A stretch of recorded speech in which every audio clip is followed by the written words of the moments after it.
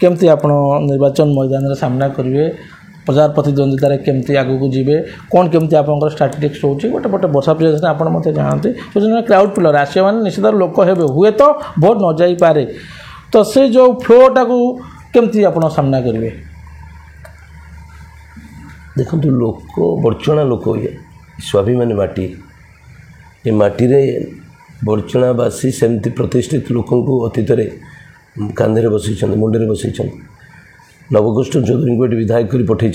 राज्य प्रथम मुख्यमंत्री भाव में मु तो बेले बेले भावे जो माटी नवकृष्ण चौधरी को पठे से माटी रे तार नेतृत्व से ढंगे हबार से ढंगे हवा से रूप से प्रतिष्ठित हवा आम लोक मैंने चाहती एवं मु जानी विजु जनता दल कौ दृष्टिकोण क्या विचार कर विचार पाखे मुझे ये कथा जानी बड़चणा माटी स्वाभिमान माटी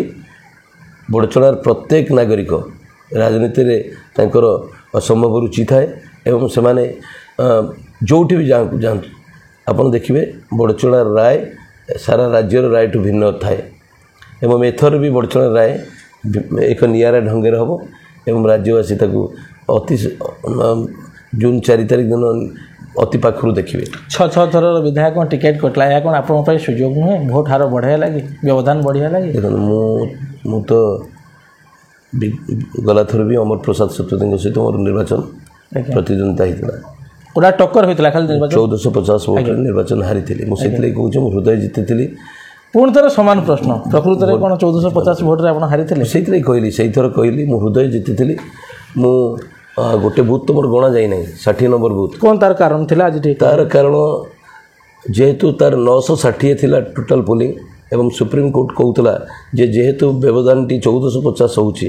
एवं ताटू कम व्यवधान पोलिंग टोटाल पोलिंग से बूथ रे अच्छी तेणु ताकू न गणले चलिबो पैरामीटर हिसाब से पैरामीटर हिसाब से गणिले नहीं गणी थिले सेतरे आउ 100-200 वोट मोर अधिक बाहरी था व्यवधान आहरी कमी जाई था छाड़ू से दिगरे से तो जाइए कि गोटे कथा कहि 6 थर विधायक भाव में तांकर कर्तव्य से तांकर दल दृष्टिकोण जहाँ दल देता से करेंगे कि नहीं करेंगे दल नेतृत्व जानते किंतु मु लोकों सहित थिबा जने लोक नेता को प्रार्थी करते भल होता बोली मुझा भावुची ठीक अच्छे दृष्टिकोण विजु जनता दल दृष्टिकोण जी वर्तमान प्रार्थी होती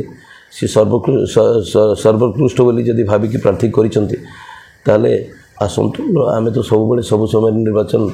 प्रस्तुत अच्छु लोक हृदय जीतवाई कम राति दिन करुँ आज भी करुँ 40 ରୁ 42 डिग्री खरा मुंड उपर निर्वाचन 40 दिन पखापाखि बाकी रहा केमती केते साथ दूची केते उत्साह रोचे लोकों पाखे जाई पहुँचवा लोकों साथी धरी बुलवा लोकों आपण कथा पहुँचेवा एवं तफात राजनैतिक तफात बुझेवा ये सब केते कौन केमती सहज हो पारुची लकी 43 पंचायत रे पाखापाखि रेवेन्यू विलेज और हैमलेट मिसिकी पाखापाखि 300 प्रत्येक गाँ प्रत्येक गली प्रत्येक कंदीर प्रत्येक घर को मु व्यक्तिगत भाव में जाइए जानी एवं अंचल समस्या सहित घर घर समस्या जना मत मु जानी गोटे राजनीतिर प्रथम कर्तव्य हवा दरकार जे निर्वाचित हेले से तार अंचल समस्या दूर करने सहित ता अंचल आदिवासी मानक खुशी रखा भल रखापी सुख दुखे ठिया हाँपाई ये जो कथा कहली जे एत खरारे मोपाई खरा वर्षा किसी मायने रखे ना हाँ खरा हेले कामर गति टी शिथिल हो खरा कम थे कम आउे अधिका होता निर्वाचन प्रक्रिया निश्चित भाव में बाधाप्राप्त हो जो खरा जो तथापि आम मुझे सका जाकि अरखपुर बारवाटी गृह संपर्क अभियान सारिकी मुझे पहुँची गत मासरे प्रधानमंत्री कार्यक्रम आम निर्वाचन मंडली में होता मोहर रे आपण बैनर रे निर्वाचन लड़े प्रधानमंत्री मत आपण मैंने देखिए बटनावासी देश मध्य देखला क्यों प्रकार लोक होते ये जो जिनस आपन को केते उत्साह दबा आगो को निर्वाचन लड़िया लगे प्रधानमंत्री उपस्थित एठी आम समस्त को गौरवान्वित करिछि सम्मानित करिछि आम माटीर सम्मान को स्वाभिमान को आहरी आग को बढ़ई पारिछि प्रधानमंत्री से कार्यक्रम पूरा राष्ट्रीय मानचित्र रे चंडीखोल बा बेणापुर ना आज राष्ट्रीय मानचित्र स्थान पाई यशस्वी प्रधानमंत्री नरेंद्र मोदी उपस्थित